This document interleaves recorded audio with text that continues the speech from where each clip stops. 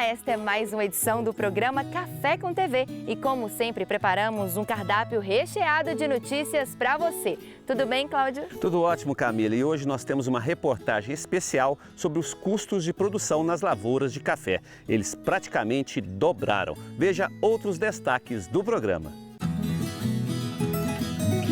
O mercado de café solúvel. Conversamos com a Associação Brasileira da Indústria de Café Solúvel. Governo quer aumentar a produção de fertilizantes no Brasil. Uma entrevista exclusiva com o diretor do Secafé. Ele vai falar sobre o mercado nesse período de guerra e quais são as tendências do setor. E mais, produção de goiaba sofre após os efeitos da geada. E uma iniciativa que trouxe o asfalto ecológico para melhorar o escoamento da produção agrícola. Café com TV, a notícia na dose certa. Há 15 anos no ar.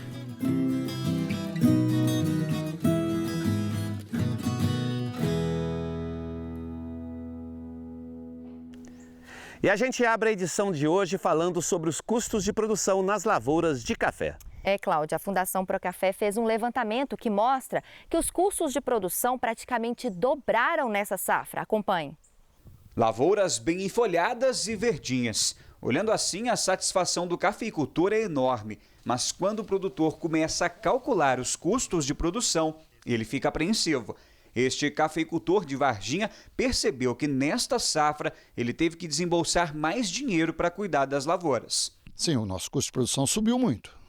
Realmente, nós temos um custo de produção hoje mais de 40% em relação ao custo de produção do ano passado. Guido Reguim tem 15 hectares de café. Ele é agricultor familiar e, por isso, teve um custo médio de R$ 8.000 por hectare no ano passado. Para o produtor rural, com a queda dos preços da saca de café nos últimos dias, os cafeicultores estão ficando preocupados. Com certeza, eu acredito que o nosso poder de compra, hoje, ele ainda é viável. Mas se nós tivermos mais queda nos preços de café, vai inviabilizar todo o nosso potencial de compra para fertilizantes e insumos para nossas lavouras. De acordo com a Fundação Procafé, os custos de produção praticamente dobraram nesta safra. Os fertilizantes são um dos produtos que mais aumentaram. O que a gente gastava antes por volta de 12 mil, 13 mil reais por hectare para uma lavoura muito bem cuidada, isso foi hoje para 22 até 24 mil reais. Tá? Por quê? Combustível subiu demais. Peças e equipamentos, manutenção de equipamentos subiu muito, insumos como herbicida, a parte fitossanitária, os adubos, os fertilizantes, então o aumento foi muito grande.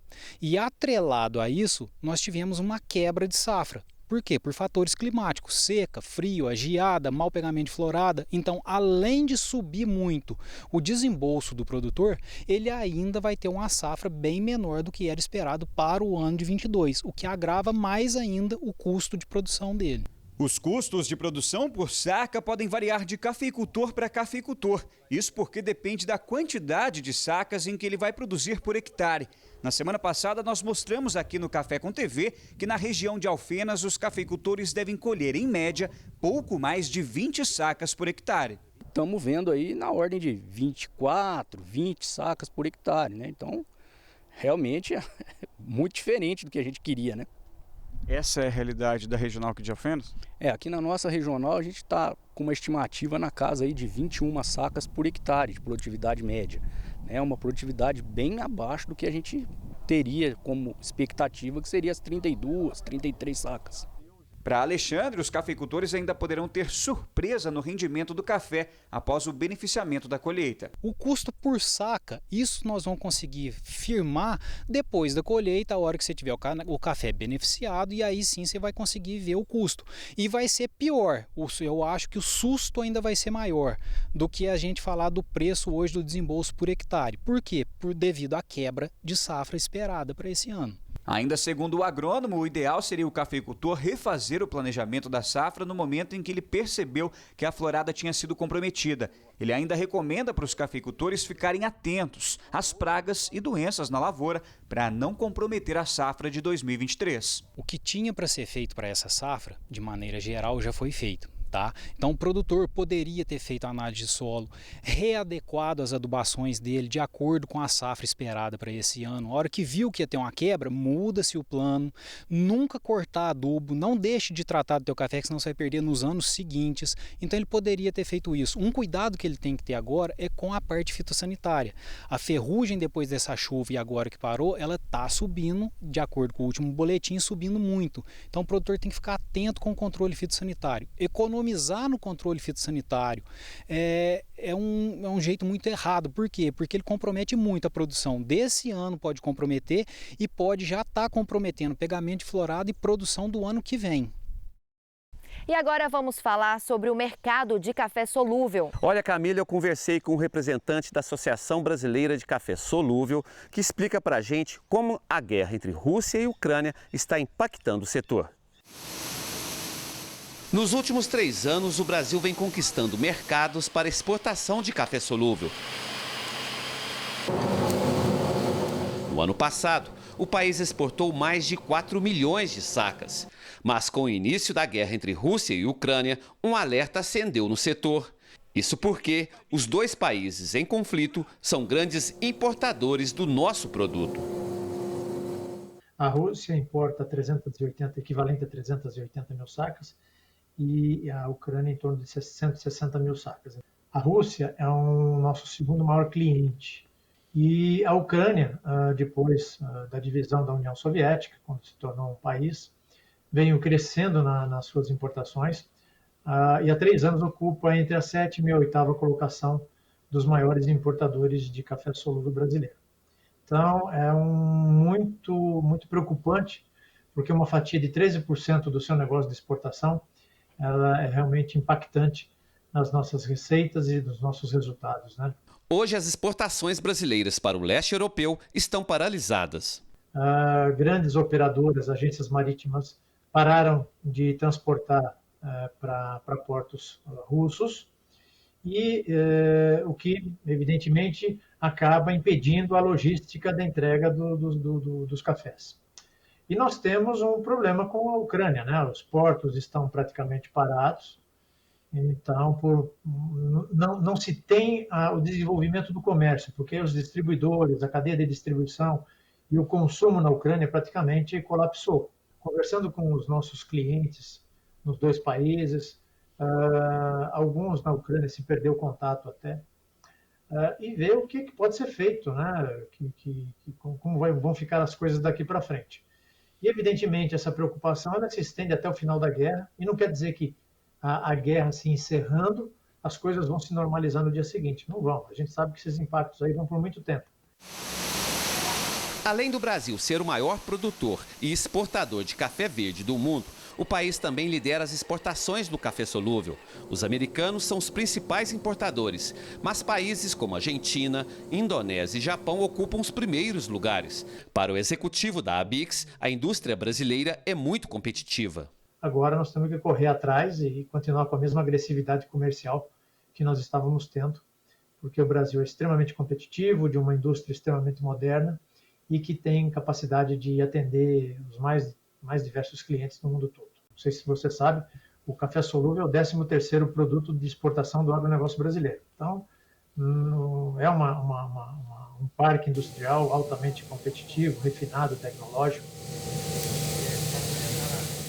Hoje o Brasil consome cerca de 1 milhão de sacas de café na forma de solúvel, ou seja, apenas 5% do total de café que é vendido nas gôndolas dos supermercados. Número bem abaixo do que é consumido no mundo, que está em torno de 27%. Para Guinaldo, o setor está em expansão no país e mesmo com a pandemia da Covid-19, os brasileiros beberam mais cafés solúveis. De 5 anos para cá, o que aconteceu? Mudaram-se muito a perspectiva das empresas, e não só das empresas de solúvel, mas também as empresas das grandes marcas, né, de solúvel no Brasil, criando inovação de embalagens, novos produtos, blends. Isso fez com que o mercado interno começasse a crescer em taxas vigorosas. Nós estamos crescendo há 5 anos a índices de 3,4% em média. Em ano de pandemia, nós crescemos quase 6%, 5,9%. Então, de certa forma, o ficar em casa as medidas de restrição da pandemia, elas favoreceram o café solúvel.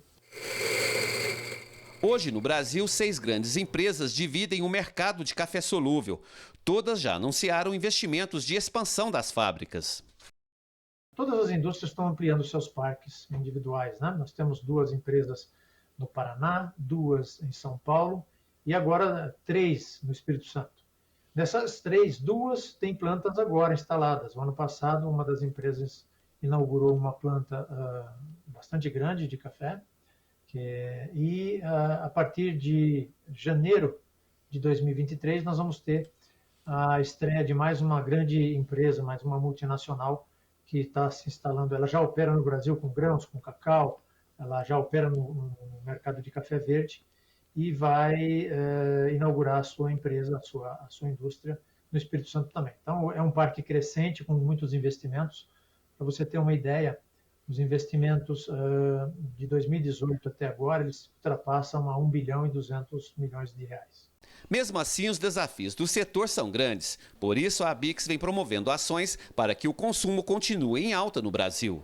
Recentemente, nós estamos fazendo um convênio com o Senai de São Paulo para desenvolvimento de um portfólio de produtos para cafeterias. E assim que isso estiver pronto, a nossa intenção é começar a apresentar isso para as cafeterias de uma maneira geral, para as redes e para aquelas que são cafeterias autônomas, esse portfólio de produtos e de possibilidades que o café solúvel permite ao seu uso. Agora, nós vamos começar a iniciar a visita nas indústrias, né, para que formadores de opinião, influencers, pessoas do meio possam visitar as nossas indústrias. É um produto assim de uma versatilidade fantástica. E o plano de fertilizantes ainda está repercutindo no agro. Olha, Camila, o governo quer que a indústria brasileira produza cerca de 50% da demanda em 30 anos. De acordo com Luiz Eduardo Rangel, diretor de programas da Secretaria Executiva do Ministério da Agricultura, Pecuária e Abastecimento, o MAPA, o Plano Nacional de Fertilizantes deverá reduzir a dependência do país e aumentar a competitividade na indústria nacional. Ainda segundo Luiz, a mudança veio como medida de urgência após a guerra da Rússia contra a Ucrânia, mas ela já estava sendo estudada porque essa dependência dos fertilizantes traz riscos ao agronegócio brasileiro. O plano é transformar a indústria rural em 30 anos, para que ela se reposicione e seja capaz de fornecer até 50% dos fertilizantes consumidos nacionalmente. De acordo com Rangel, a metodologia que será aplicada no país foi inspirada em outros modelos de sucesso e que a intenção é aumentar o conhecimento geológico para atrair para o Brasil empresas que produzam aqui. O diretor do MAPA ainda concluiu dizendo que acha difícil o país se tornar um exportador de nitrogênio, fósforo e potássio, mas possivelmente um exportador de tecnologia e produtos industrializados para o mercado externo. E você vai ver a seguir uma entrevista exclusiva com o presidente do Secafé. É isso mesmo, ele vai analisar o mercado nesse período de guerra e os desafios do agro. Está imperdível e a gente volta já já.